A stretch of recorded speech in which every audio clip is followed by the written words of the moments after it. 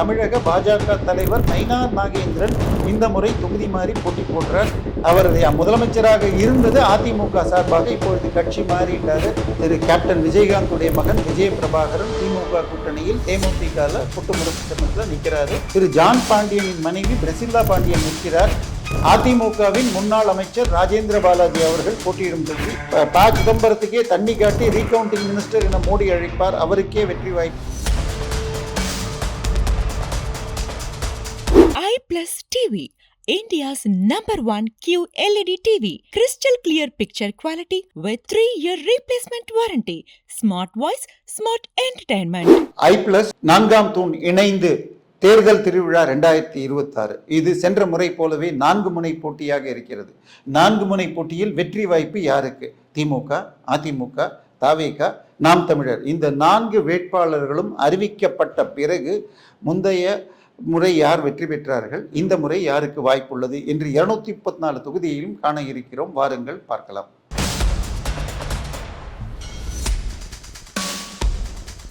நாம ராமநாதபுரம் மாவட்டத்தில் இருக்கிற என்னென்ன தொகுதிகளை பார்க்க போறோம்? பரமக்குடி, ராமநாதபுரம், திருவாடனை, முதுகுளத்தூர். இதை ஒன்னொன்னையா பார்ப்போம்.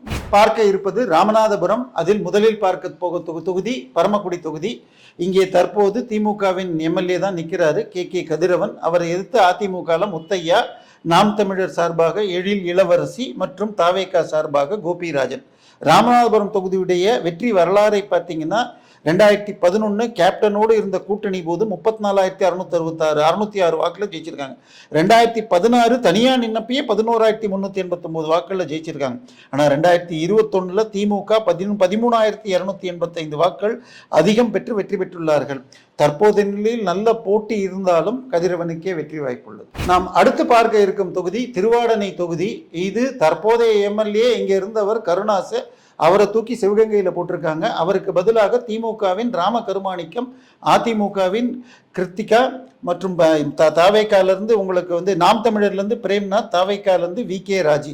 திருவாடனை தொகுதியுடைய வரலாறை பார்த்தீங்கன்னா 2011 927 வாக்குகளில், அதாவது மிகப்பெரிய அலை இருந்த பொழுது கூட திமுக வெற்றி பெற்ற தொகுதி 927 வாக்குகளில்.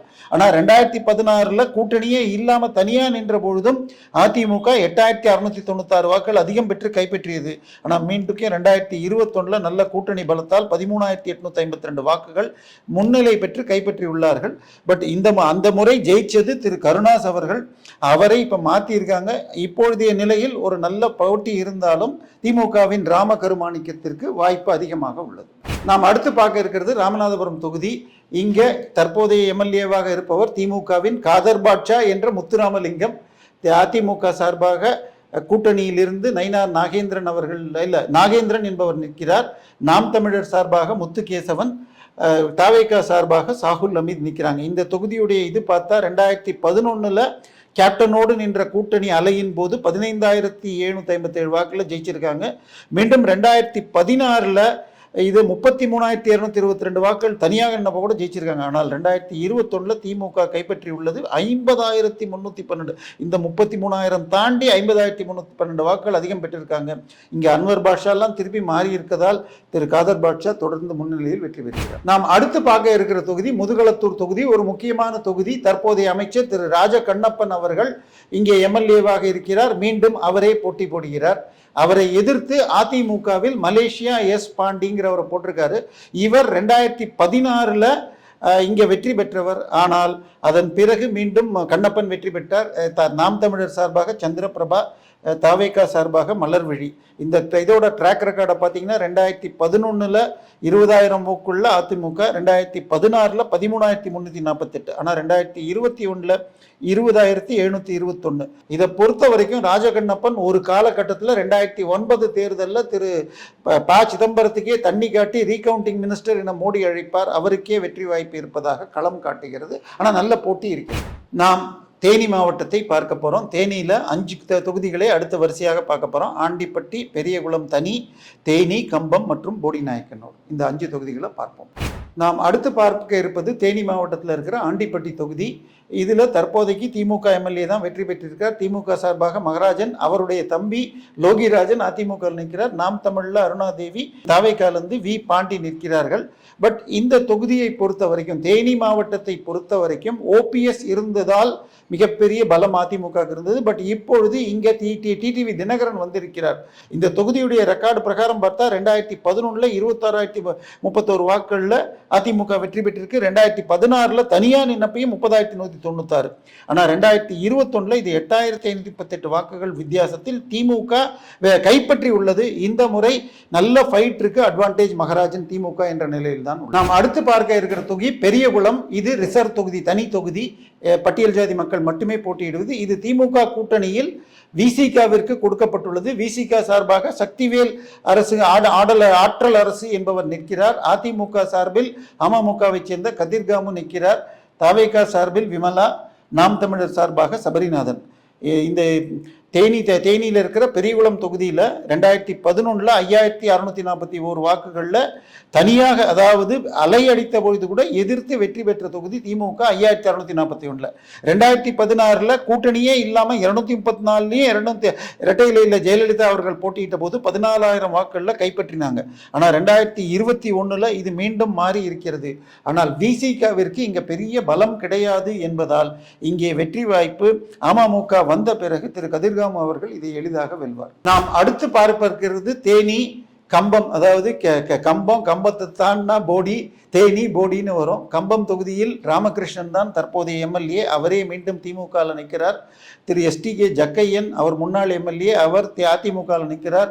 நாம் தமிழர் சார்பாக அன்பு செல்வி மற்றும் தாவேகா சார்பாக ஜெகநாத். இந்த தொகுதியுடைய பின்பலத்தை பார்த்தா 2011 கேப்டனோடு கூட்டணி இருந்த பொழுது கூட இதை திமுக வென்றுள்ளது 12,168.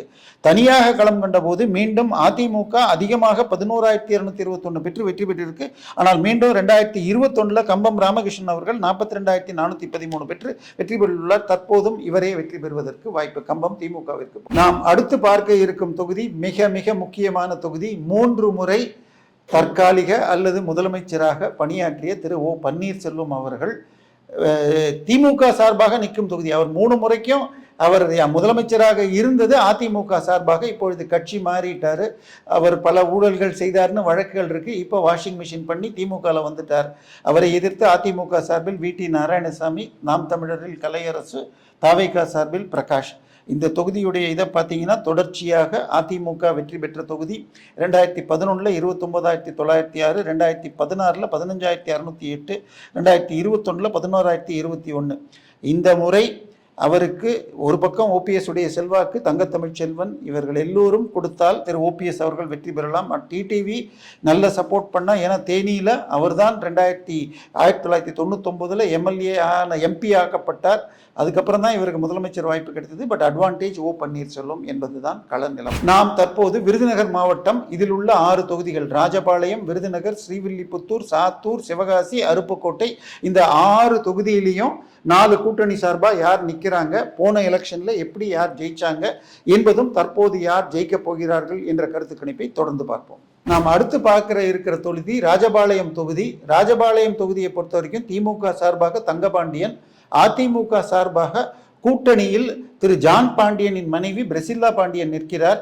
நாம் தமிழர் சார்பாக கார்த்திக் மற்றும் தாவேகா சார்பாக ஜெகதீஸ்வரி. இந்த கூட்டணி, இந்த விருதுநகர் தொகுதி ராஜபாளையம் தொகுதியுடைய வரலாற்றை பார்த்தா 2011 அலை அடித்த பொழுது, அதாவது கேப்டனோடு சேர்ந்து கொண்டு அதிமுக இருந்தது. திமுக 2G ஒரு பக்கம், இன்னொன்று நில அபகரிப்பு வழக்குகள், கரண்ட் கட்டு இதெல்லாம் இருந்த பொழுது 21,432 வாக்குகளில் அதிமுக வெற்றி பெற்றிருக்கு. ஆனால் 2016 அதிமுக கூட்டணி இல்லாமல் தனியாக நின்னப்ப திமுக கைப்பற்றி விட்டது 4,802 வாக்குகளில். 2021 3,898 வாக்குகளில் கைப்பற்றியிருக்காங்க.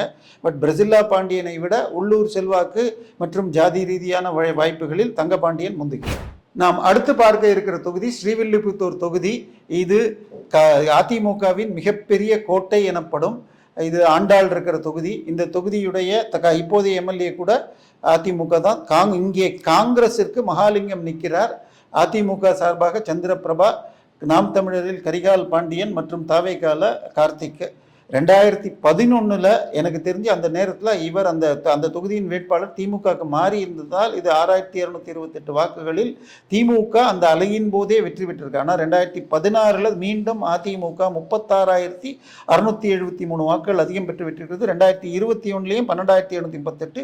இந்த முறையும் இது அதிமுகவிற்கு செல்வதற்கே அதிக வாய்ப்பு. ஆண்டாள் அனுகிரகம் அதிமுகவிற்கே ஸ்ரீவில்லிபுத்தூரில் இருக்கும். நாம் அடுத்து பார்க்க இருக்கிற தொகுதி ஒரு முக்கியமான விஐபியுடைய தொகுதி. அதாவது அதிமுகவின் கூட்டணியில் இருக்கிற பாஜகவின் தமிழக பாஜக தலைவர் நயினார் நாகேந்திரன் இந்த முறை தொகுதி மாறி போட்டி போடுறார்.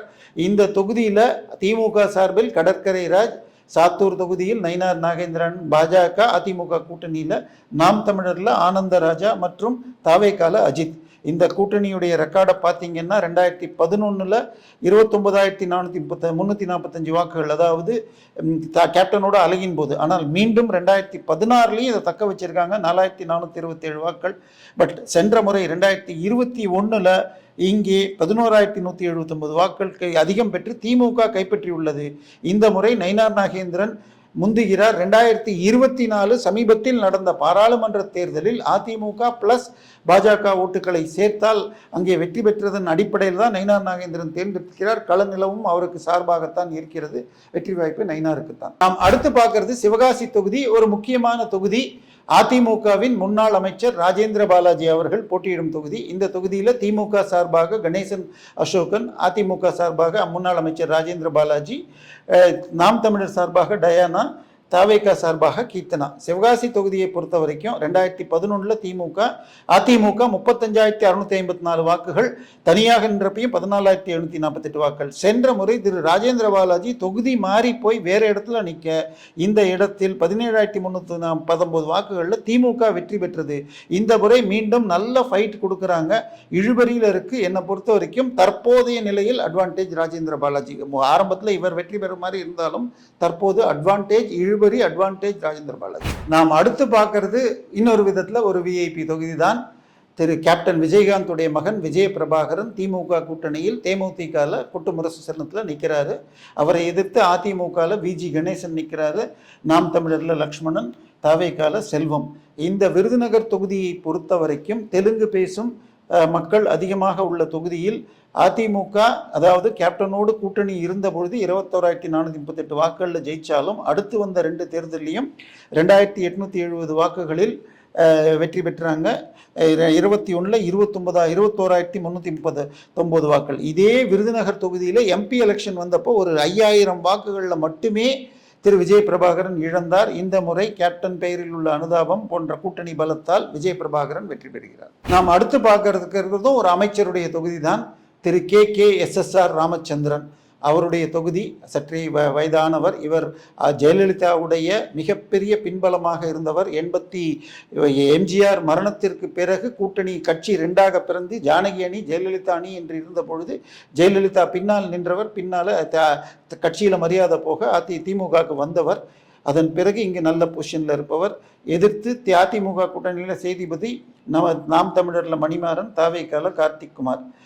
இந்த தொகுதியை பொறுத்த வரைக்கும் கூட்டணி பலம் இருந்த பொழுது, அதாவது கேப்டனும் அதிமுகவும் கூட்டணியும் எதிர்ப்பால இருந்த பொழுது அதிமுக 10,638 ஜெயிச்சிருக்கு. 2016 18,000 வாக்குகளில் திமுக ஜெயிச்சிருக்கு. 2021 அது 2 மடங்காகி 39,034 வாக்குகள் அதிகம் பெற்றிருக்கு. இந்த தொகுதியில் லிங்குஸ்டிக் மைனாரிட்டி, தெலுங்கு மைனாரிட்டிஸ் அதிகம். இவர் ரெட்டியார் என்பதால் இங்கேயும் திரு KKSSR ராமச்சந்திரன் வெற்றிக்கு எளிதான வாய்ப்பு இருக்கு.